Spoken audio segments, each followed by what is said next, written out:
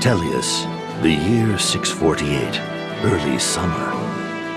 The northeastern nation of Daein lost a bloody war with neighboring Crimea 3 years ago. Crimea, however, abdicated its right to rule Daein and passed sovereignty of its former enemy to the powerful Begnion Empire. Daein's future is now subject to the whims of the Empire.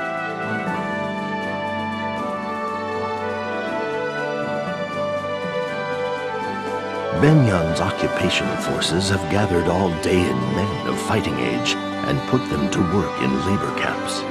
Their work is brutal and void of purpose, designed to break both body and spirit.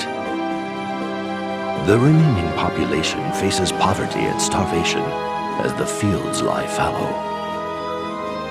A band of young heroes has escaped the Begnion army to form a group called the Dawn Brigade. Fighting for a free Daein, they alone have stood against Begnion's forces. They alone have shouldered the hopes of their nation. Among the company is a young girl named Micaiah, who is said to possess mystical powers. The people of Daein have come to know her as the Silver-Haired Maiden. They have come to think of her as the savior for whom they had been waiting. Begnion's forces have tried time and again to capture and silence the Dawn Brigade. However, Micaiah's ability to sense impending danger has thus far allowed the Dawn Brigade to evade the Empire's grasp.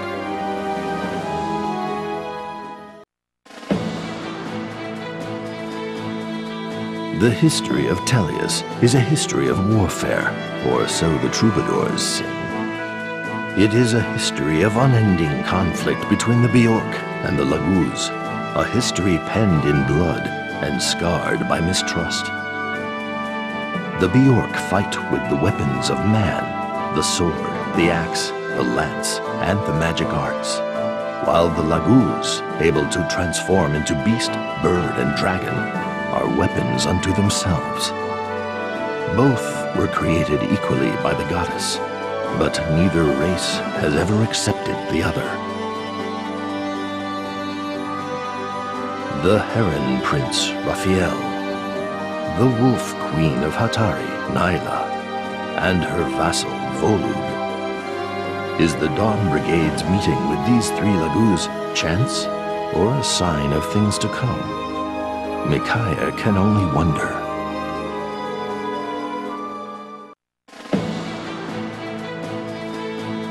Three years passed. Daein mustered all of its formidable military might and cut a bloody swath through neighboring Crimea in a sudden invasion.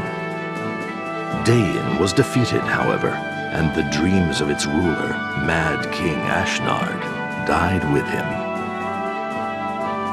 Ashnard's son, Pelleas, possesses a gentle sincerity that is a bright counterpoint to his late father's violence and duplicity.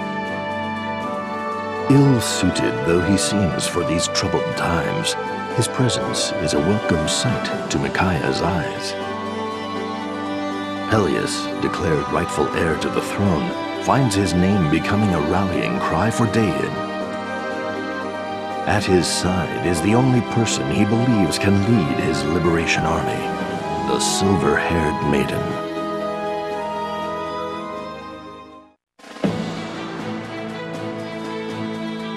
The Liberation Army's sweeping victory seems to signal a turn in the war for Daein. However, General Jared uses his superior numbers to harry the group and threaten their fragile momentum. Begnion has fortified its army with weapons and supplies bought with funds stolen from Daein.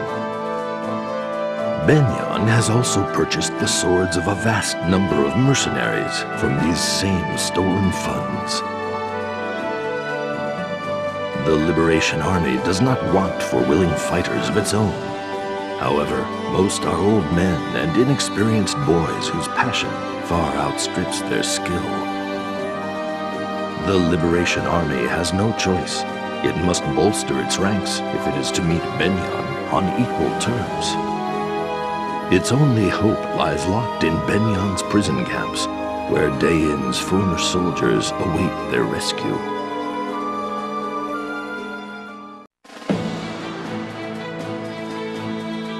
Lagou's warriors, led by Tormod, join the escaped prisoners, and Daein's army grows ever larger. Its victories at Talrega and other key locations have strengthened its position. The army rides across the land, liberating prisoners from Begnion encampments. The Daein ranks swell with the influx of veteran soldiers, and the men begin to dream of the day when they may retake the capital. Like a fever, conflict grips the nation. The night will be long before this fever breaks. All eyes turn toward Daein's capital as the liberation begins what all believe will be a long and bloody march.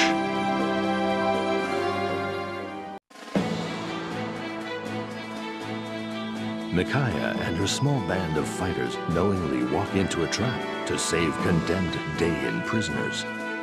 Even without the benefit of Izuka's vast information network, news of Micaiah's heroism in Shifu Swamp spreads like wildfire across Daein. The once hopeless citizens of Daein dub her the Priestess of Dawn and find their spirits restored. In their troubled hearts, they see in her nothing less than the promise of salvation. Throughout Daein, the people rise as one against the brutality of their oppressors. Begnion's occupying forces cannot deal with open war on so many fronts. General Jared redeploys his men to key locations to better defend the capital city. Jared's forces still outnumber those of the Daein liberators, and he has hardened his defenses in hopes of holding off Micaiah's army. The liberation forces fight with a fury not to be denied, however, and the occupation army begins to lose its will to fight. Breaking through enemy lines again and again, Micaiah's forces gain vital ground and momentum.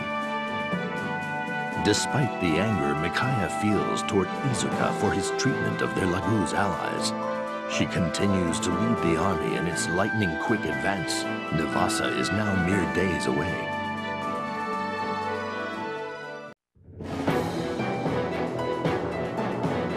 A figure from Daein's past appears unexpectedly in the night. A figure thought to have perished in the Mad King's war. The blood-stained right hand of the king himself, the mysterious Black Knight. The Black Knight protects Micaiah against Jared's cowardly surprise attack. However, Micaiah senses that Jared has one last move to make. Deprived of his chance to capture Micaiah, Jared abandons all notions of retreat or negotiation. Instead, he makes plans for revenge. He murders an emissary from his homeland of Begnion and reclaims control of Daein Keep.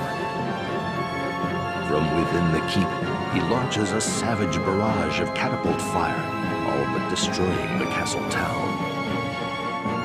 The momentary peace that arrived with the Begnion emissary shatters along with Navassa's walls, and the people of the city see their kin and their capital crushed under a rain of stone. This treachery proves too much for them, and their grief explodes into rage. Micaiah and company have pitched camp on a nearby hillside. When this merciless attack begins, its brutality leaves them lost for words.